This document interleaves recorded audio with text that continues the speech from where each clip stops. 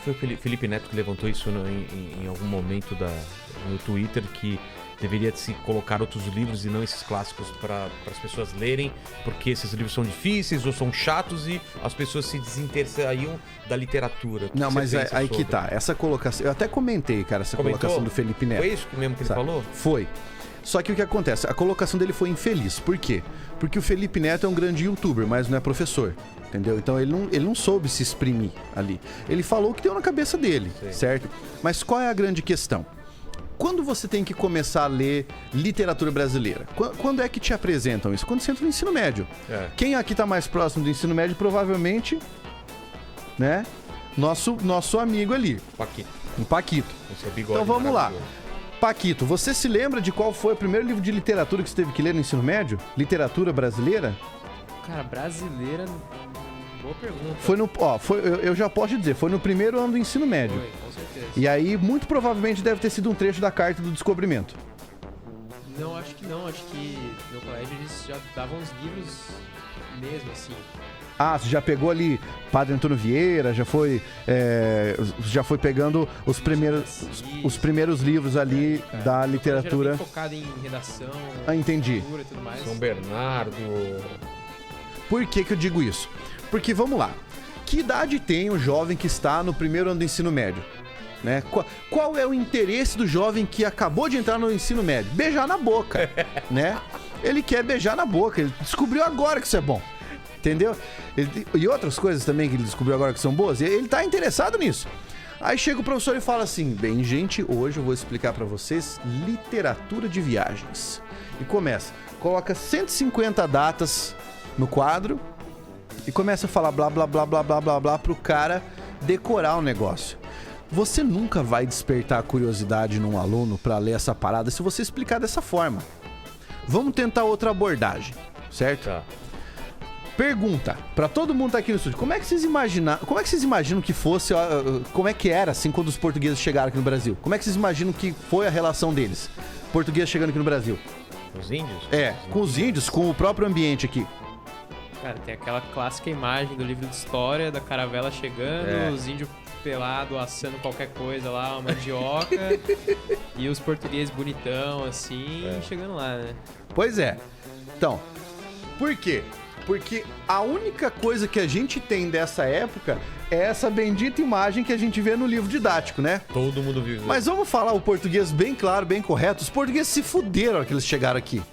Lógico, eles foram terríveis depois que dizimaram as tribos e tal, mas quando eles aportaram aqui, cara, eles se lascaram de uma forma... Bem, já estavam no mar, já fazia, um tempão, né? Sem poder tomar banho direito, sem nada, de repente eles chegam aí, cara, e é um matagal louco. Então, só pra você se situar, eles estavam no Largados e Pelados.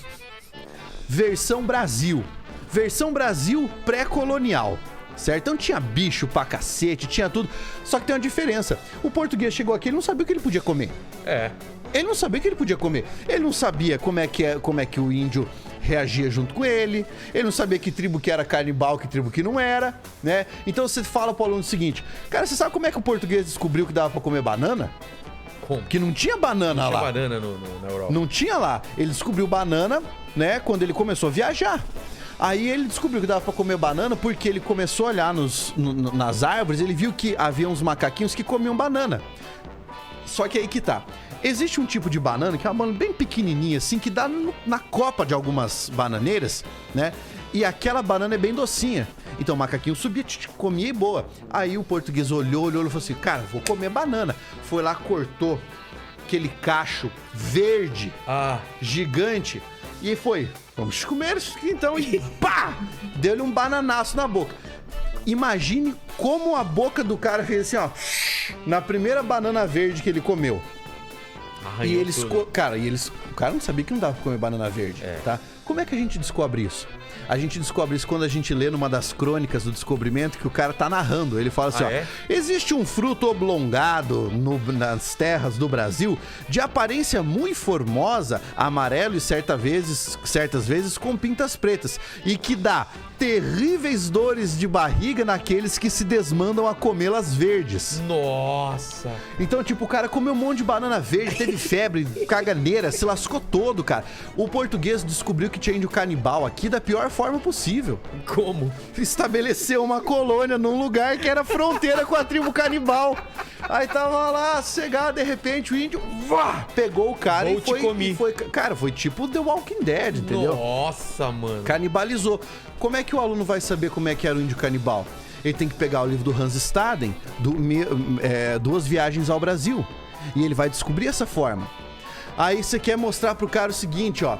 Ah, eu queria saber como é que é. Eu vou contar pra você como é que era o Rio de Janeiro na época das mulheres que andavam com vestidão, do romantismo brasileiro. Aí o que você tem que explicar pro aluno? Cara, o que você vai olhar ali é um catálogo de moda. Porque quem lia esses livros naquela época?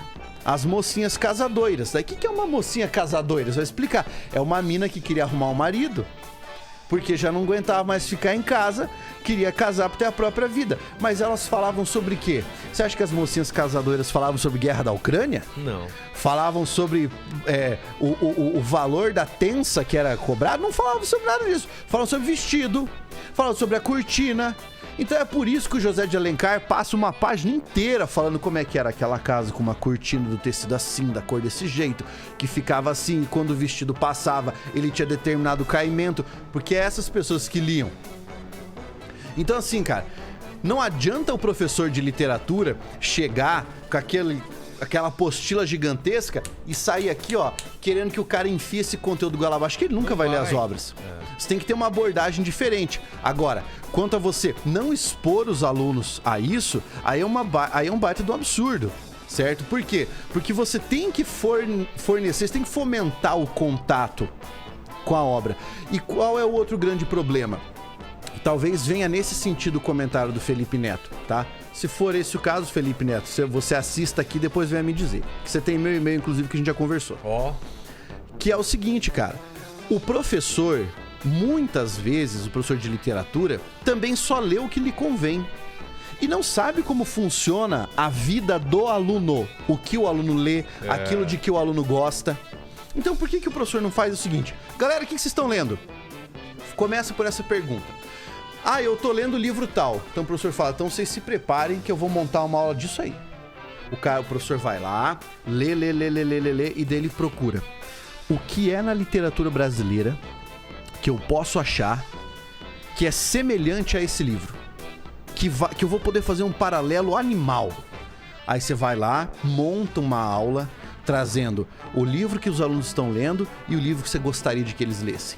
E começa a fazer o paralelo. Cara, no dia seguinte vai todo mundo pegar o livro pra ler. Claro. Porque é o esquema de você despertar o interesse pela leitura. Isso que é a missão mais difícil para um professor de literatura.